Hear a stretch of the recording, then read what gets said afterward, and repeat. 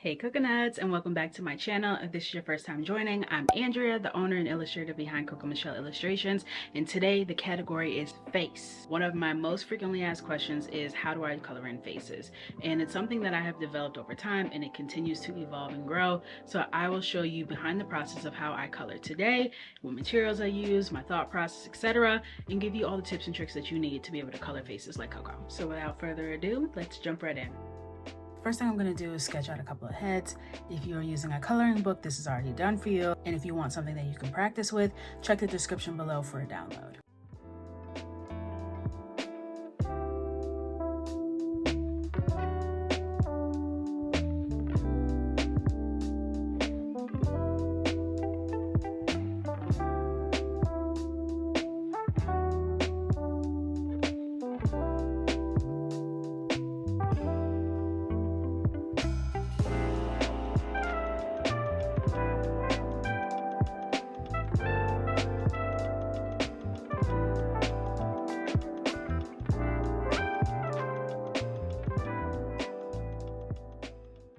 Okay, we have the 3 best friends that anyone ever had. What's really important before we get started is to remember that paper matters. So if you're coloring in a Coco Michelle coloring book, you don't have to worry about that. That paper is perfect for markers. But if you are printing something or drawing something on your own, use a material that is meant for markers if that's what you're going to be using. And the tips that I'm going to be sharing here can apply to different mediums. So whatever medium you're using, make sure you're using paper that is appropriate for that medium. The paper that I'm using here today, plus my other favorite supplies, are all linked in the description in my Amazon storefront. So now it's time to color, and the first step is the base. Now the first thing I'm going to do is just lay nice even color. I want to be able to add some shading here, and I also want to be able to add some highlights using colored pencils in a later step. Make sure as you're coloring that you are keeping the ink nice and wet. You don't want it to dry down or it will overlap and give you streaks. So I'm working both sides at the same time, ensuring that nothing dries down before I have enough time to get back to it. Also keep in mind, if you're using a darker color and you want to do some sort of eyeshadow look, to keep the lids nice and blank so that when it's time to do the shadow, it will be clear and the color will pop. So you can see I'm working my way all around, working all the sides all at once. I'm not too concerned with it being even right now. You just want to get the best attempt you can to lay it down, leaving that little spot blank for shadow. You can go ahead and color over the eyebrows unless you're going to do a lighter color brow than the skin tone. You can most of the time get away with just going ahead and putting that down. So we're going to let that dry down a little bit, and we're going to go ahead and lay the color for these two as well.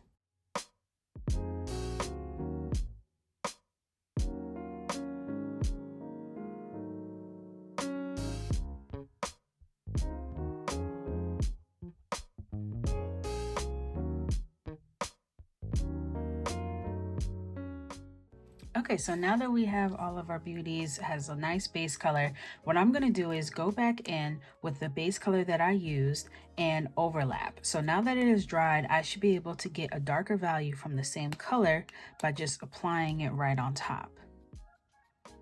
And this will be my initial shading to start to add some definition to the face.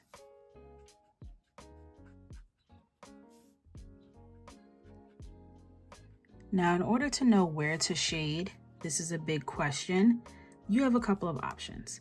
You can use a reference, which is the preferred method because it will be accurate and it will teach you about lighting sources and have a true understanding of the way the peaks and the valleys of the face interact with the light. Or you can do like I do and just kind of have a formula. Every time I color, I'm kind of doing the same highlighting and shading just for simplicity. It makes it a lot easier for me to not have to think about light sources and everything when I'm just coloring. I usually do under the nose. I do a nice Rembrandt triangle on one of the cheeks, usually the right one. And I bring it all the way down and around the mouth, around the chin, up through the forehead, using nice light blending strokes. And I connect it. I cut in around this upper lid. I hit inside the eye socket, on this side of the nose, under the lip, around the chin. And those are pretty much it. If you look at my past artwork, you will see this formula in many, not just coloring pages, but digital pieces as well. What's amazing about this is we've only used one marker on this face. And look at all the definition we've been able to get. And I know a lot of people ask questions about how do you know what colors to use to shade. This makes it a lot easier just knowing, hey, I can just at least get some good value down using one marker and I know it's gonna look good because it's all coming from the same ink. And I'm gonna repeat that on the rest.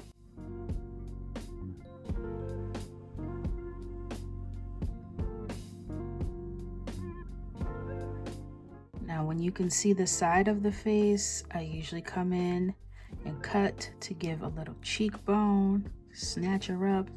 So I'll go ahead and add that in as well. I'm very short. I don't extend it too much.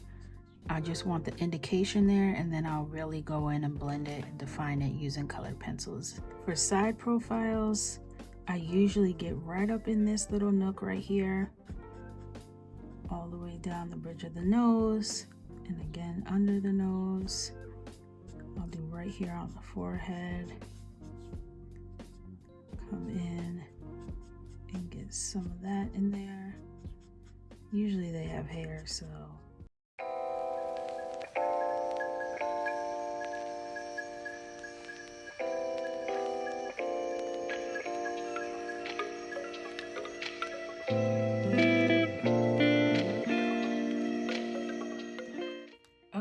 So now that we've got some nice dimension going, what I'm going to do is take a slightly darker color than the base here and start adding in the darkest, deepest parts of the shadows. So for this one, I'm using Brun on top of Potato Brown.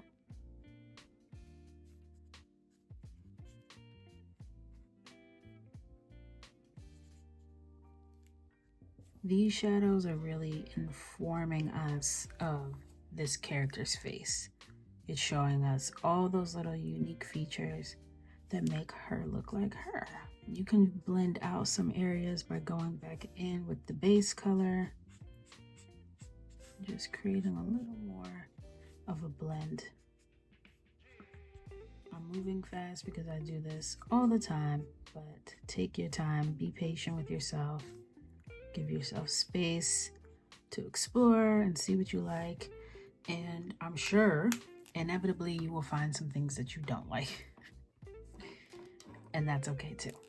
So on top of Praline, I'm going to come in with Natural Oak and just really deepen up some of these areas. Now on darker skin, the shadows are not as noticeable as the highlights are. So when you have deep skin like this, you don't have to go super crazy. Just add in enough for definition. But the highlights are really what are gonna make her shine. If you're not sure what color to use for shading, my answer is always going to be swatch it out. Grab a swatch. You just wanna lay down some color and see what you like. So do you like how those two colors look together? I don't love those combinations. This feels a little too olivey to be on that base. So let's see. That feels good, but a little too red. I'm really just trying to see what goes well with what. And the best way to do that really, truly is to swatch. And this part is really about preference. Like, there might be a color that you like, that you think looks really good, that wouldn't be a combination that I would do. It's all about preference. We're not going for photorealism here. We're using very saturated colors. So feel free to do as you wish. So I decided to go with terracotta, and I'm gonna go ahead and throw that in to add our depth. So I'm just gonna throw this in those same areas that I want to deepen to add some nice dimension. And if there are combos that you like, I don't do this, but I would recommend you do this. Write it down, save it for later, take some of the guesswork out. So you know some combinations that you like for skin tones. So that's it for the markers for the base, and now we're going to go ahead with colored pencils on top. Now, if you have been a coconut for a while, you know this is the part where the magic happens. I have like all of my favorite colors that I use for faces and skin tones all together because I want to be able to just kind of grab and swap as I blend. I'm going to go ahead and find colors that are in the similar family as what we've already laid down with marker and blend on top, and it will really take care of a lot of this texture, smooth it out, and give us that nice clean finish that we're going for. You can see it just really evens everything out. The reason why this works is that ink goes into the paper, whereas colored pencil sits on top of the paper. So it does a great job of covering up and filling in any kind of spots that the marker may have left behind. Sometimes I'm like, ugh, do I feel like doing this? But the difference it makes is a little too special for me to skip this step. And what's nice is you can get a lot of different values out of one colored pencil by just adjusting your pressure. So on the edges, I'm using the most pressure, and then I'm lightening up as we get into the center of the face and start to blend.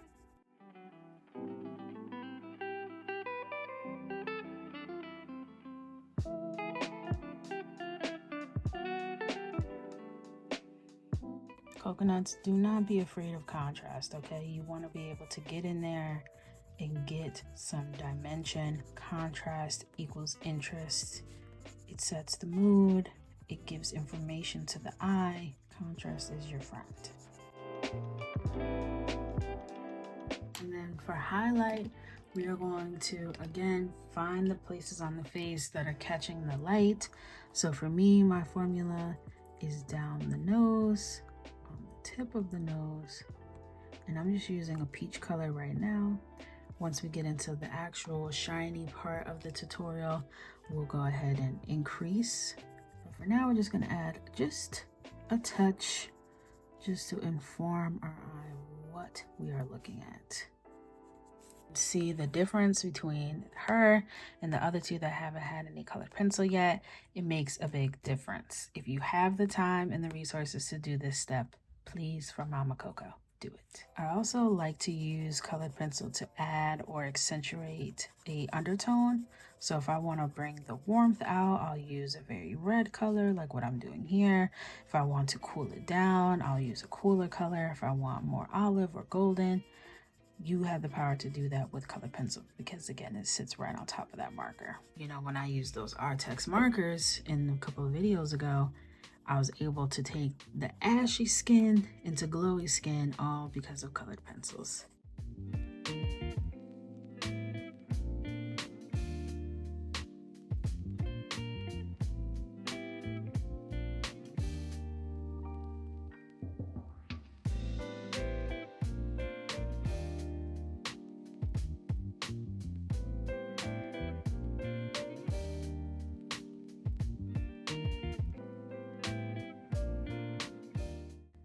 Again, using that same formula, just adding in a little bit of shine, nothing too much yet, just giving us a little indication.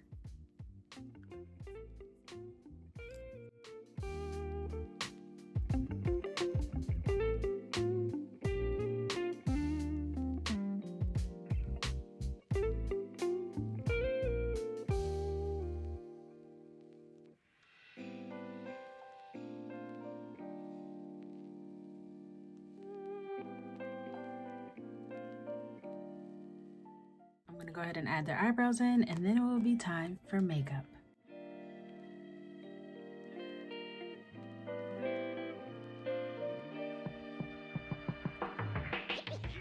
Okay, now it's time for makeup. This is the part that I find to be the most fun, but it does require you to do a lot of swatching and understanding what colors go best for your character. All right, so now that the base is complete, let's jump into the makeup.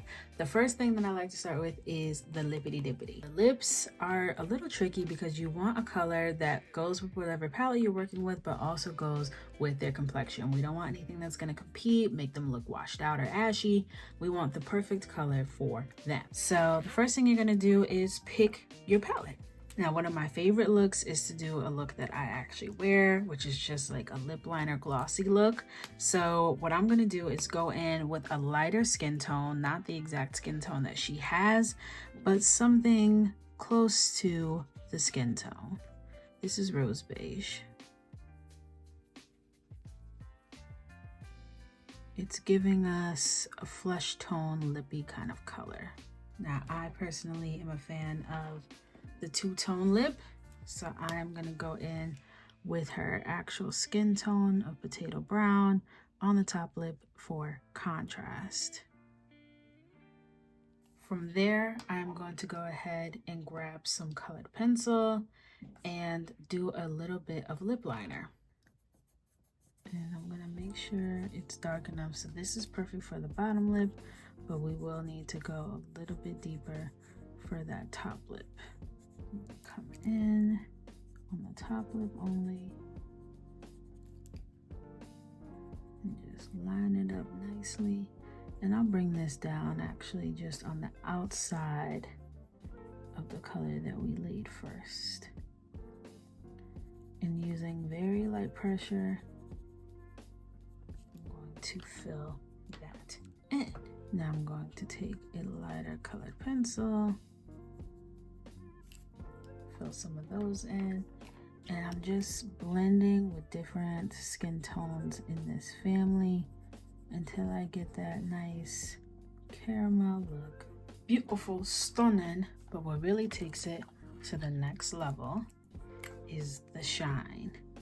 So I come in with my Sharpie creative marker, and I add a few squiggles in white to add the shine to the lip.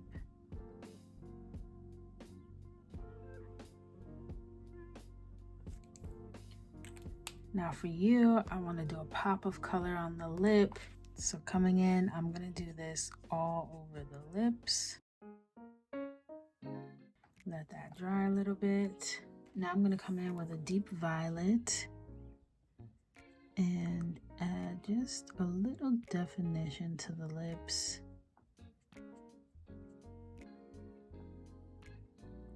Just going along the outside. Nothing too crazy, a little more definition. I'm grabbing my colored pencils and blending on top. And again, grabbing my Sharpie.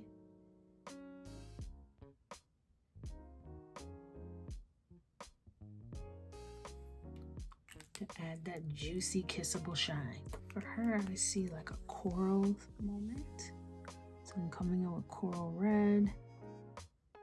Nice summery lip. You can't see a lot of it, so no need to overcomplicate it. Contrast there, and then add a little kiss of shine. Lips are done. Now, usually when I'm doing a piece and I'm trying to make everything cohesive, I'm keeping the lip combo and the eye combo in the same family. So I'm going to take that same rose beige we used on her lips and throw it right here on the lid. Then I'm going to smoke it out a bit while it's still wet so that I can get a nice blend. And I'm using dabbing motions and then going back in with rose beige and bringing that towards the center. I do want to deepen up the smoke a bit, so I'm coming in with the Praline color, which is a little bit deeper, and defining the shape of the eye, just like you would if you were wearing makeup. All right, over here I'm going to come in with a nice lilac. This is Deep Lilac by Ohuhu, and I'm throwing that right in there, and then I'm going to take the lip color and smoke that out on the corner again while it's still wet, and then coming back to Deep Lilac to blend towards the center using dabbing motions and pushing it forward in short strokes. Stunning. Now, because she has lighter skin, I was able to do her skin all over the lids and should still be able to get a nice payoff in the color that we use. I'm thinking like a nice fun pop of like an orangey color. And then I'm gonna take Rose Beige, which is her base color, and blend it out and up. And I'm gonna take a little colored pencil and just blend it out. And a lot of this is really just playing and seeing what you like, having fun. It's just like doing makeup in real life, if any of you are into that scene. So what really makes it pop for me, and this is a stylistic thing, so take it or leave it, I like to add just like a little highlight on the lid. And it's a really strong, bright white highlight. And it just gives it that sparkle and shine that feels so fun and so festive. So now the eyes are all done, so let's blush them up. Blush is very tricky. Say, along with like getting nice contours, you really have to be gradual in your approach. So I'm gonna start off with Salmon. This is an Amazon Basics color, and I'm going to gradually just see what kind of payoff I get with this color. And you kind of dictate, like, do you want this to be a very blush forward look? Like, I know I'm not going to get much payoff of blush on the shaded side where she's in shadow, but I'm getting enough. I'm getting what I need. You may have to apply more pressure, less pressure. Just really be present in what you're doing and see how much you need to be giving to get the look that you are going for. And I like to just bring it across the nose sometimes. Now for her, I want to do something in the berry family, because what can happen when you're using a deep color like this as the base and you put a lighter color on top, it can cause like a cast or like an ashier appearance. So you may have to use a few colors to get the desired look. So I'm just coming in, I'm seeing, I'm testing, but don't be afraid to get in there. I'm not even gonna try and blush this side because you wouldn't see it from the placement. So she's good to go. And then keeping with this corally red theme we have with her, I'm gonna go ahead with this orange red color. Okay, so that's it for the makeup. And the last step is the shine. Now for the shine, this is my favorite part. I feel like that's when it feels complete. It feels like everything has come together. If I want a diffused sheen, I'm gonna come in with a white colored pencil and I'm going to place like that first little bit of highlight to indicate there's some light bouncing off here. And we kind of place some of that in here already, but I'm just gonna go in now that the face has officially been completed and start really pulling some of those highlights forward.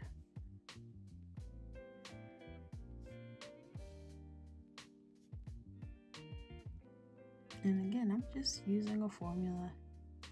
I'm highlighting where I like to highlight.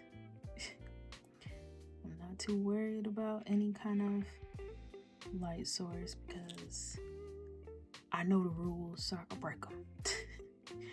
You make sure you know the rules before you start breaking them, okay?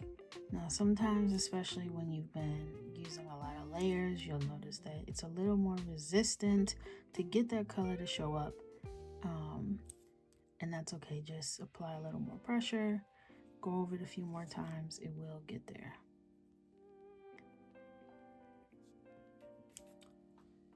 And then for anywhere where you really want that bright pop of white, you go in with your acrylic marker.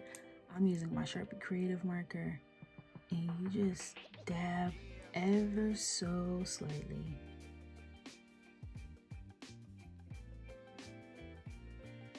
You don't want too much going on, you just want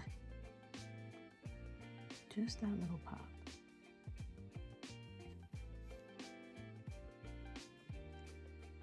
You can be a little more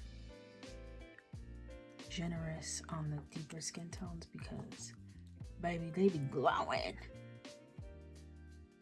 Melanin just glistening. And that's it, coconuts. I hope that this was a helpful breakdown of my step-by-step of just faces. If you have any questions or anything that you want me to cover specifically, please feel free to drop those in the comments down below.